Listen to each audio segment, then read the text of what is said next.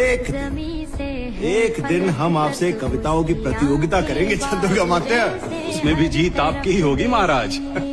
कभी कभी समझ नहीं आता, आप मित्र हो, सेवक हो या हमारी छाया हो चंद्रमात्य। हम नमक हैं महाराज, जब जहाँ जितनी आवश्यकता हो प्रयोग कर लीजिए। हम आपको शत्रु के घाव पे लगाएंगे चंद्रमात्य। सौभाग्य सौभाग्य। जा रहे हैं आपके शत्रुओं के चोट पर लगने। हमें कहा था हम नमक है महाराज। तुम नमक नहीं चंदन हो कभी, तुम तिलक हमारे माथे का। एक ज्वाला एक आंधी फैले तो जल फाटक किले। दोस्त ऐसा जिंदगी में हर किसी को मिले, जैसे सांस तन को मिले।